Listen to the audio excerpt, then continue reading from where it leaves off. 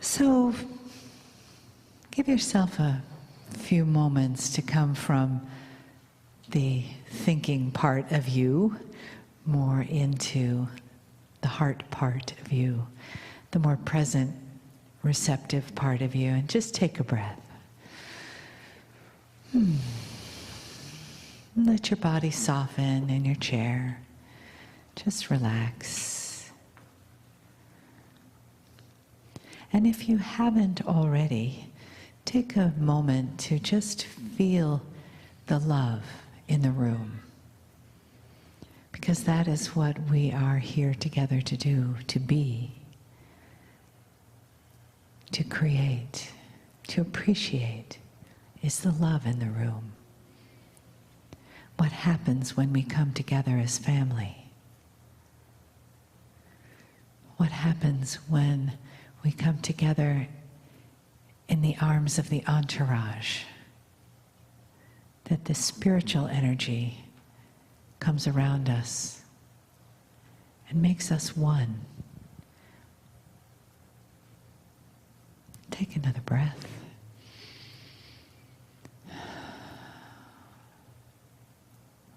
And just let that be as it is, for what it is, in this moment.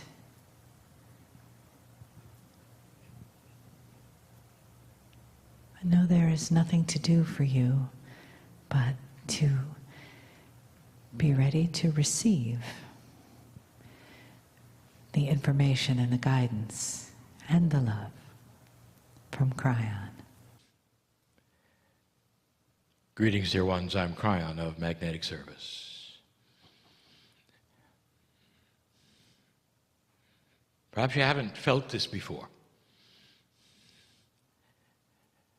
Perhaps this is your first time, dear ones. And the brain is figuring it out. It's something we're going to discuss later.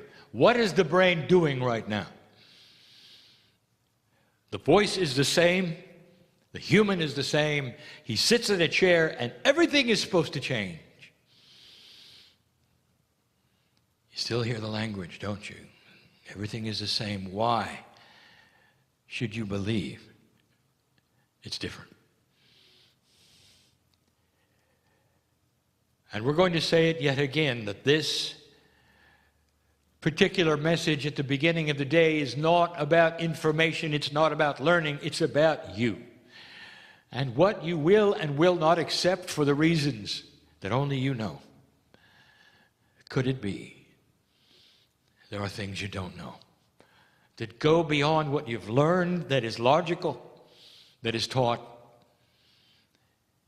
And if you're one that says, I will accept the possibility, I will say next to you, how? How will you accept the possibility?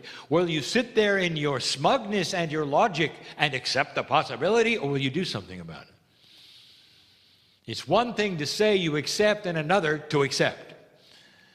In order to accept, what are you going to do? And the answer is get uncomfortable and go outside of that which is your safety zone of belief, acceptability, of logic.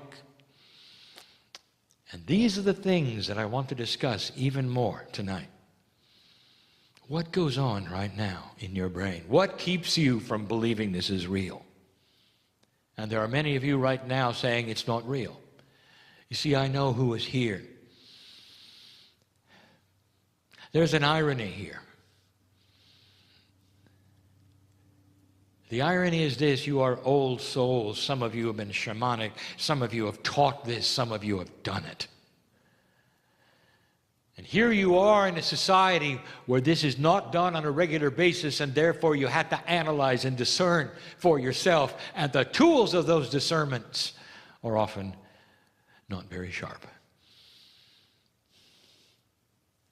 It's a lot easier for you to say, this cannot be happening, it cannot be as it is portrayed, and walk out. It's far easier than for you to take the risk, the courage, and say, what if it was real? And if it was real, what does it mean to me?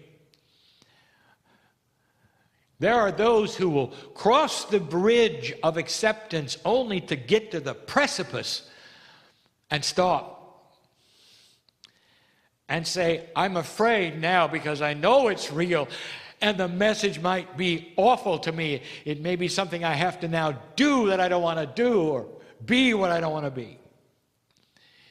And I'll tell you something, dear ones, if you think that, that's because you were trained to think that. Because if you'd stop and open your heart instead of your mind, you'd feel the arms of God at this moment, holding you across the bridge into an unknown where we can love you and show you the truth. And that's the truth. What if there was more than you know? What if everything that you figured out is like a child taking its first step? They figured out how to walk. And that's it. And there's so much more.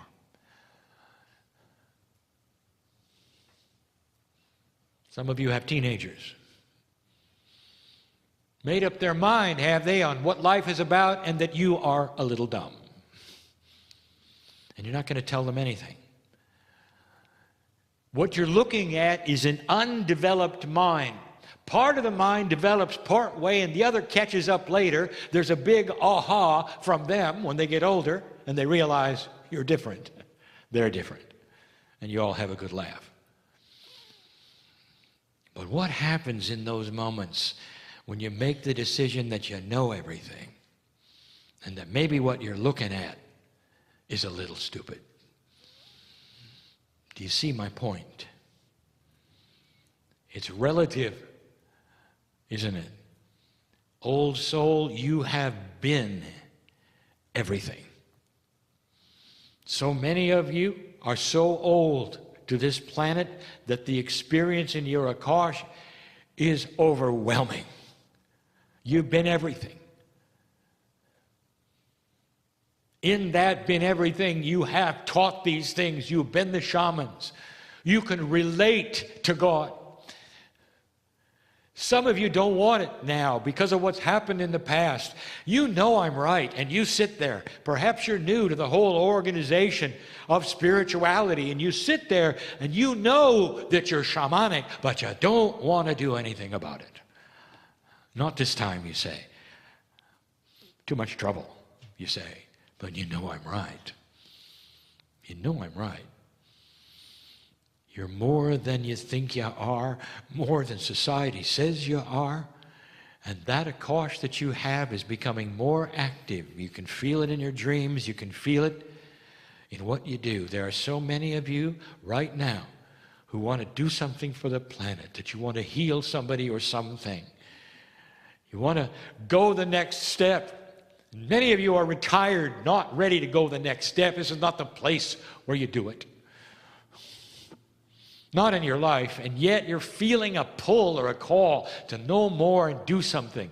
There is an awakening of your Akash that remembers who you are. That's the only way it has to express itself, dear ones. Only way. There are artists in the room, and you know what I'm talking about, because when you're painting or when you're sculpting or when you're designing or when you're writing, there is no better place on earth. Time goes out the window and a smile is there in your heart because you are channeling spirit. That's what you want to do. You want to get back into that groove because you're an old soul and you remember being there. And I'm here to tell you, you're already in the groove. You're an old soul at this time of life on this planet. You've got work to do. And that work is to, dear ones, that work is to know this is real. That's the work today. To know this is real. To know that you are loved and known by God. You don't have to change anything you don't want to, but why would you reject greater love, longer life, more peace, less drama, and puzzles being solved in your life? Why would you ever reject that? That's what we want to talk about tonight. What's going on that would keep you from doing it? The day will be filled with teaching about the things that I've given to my partner that I wanted you to know. The day will be filled with you, with the ability to meet people you don't know in the room who may very well have answers to the questions you brought. Synchronicity is the key. You're here for a reason, and it's not necessarily the one you think. It's beautiful, isn't it, that we know you so well, that you can count on the unexpected and things happening beyond all odds. That's who you are. Do you take the risk? Is this real or not? And so it is.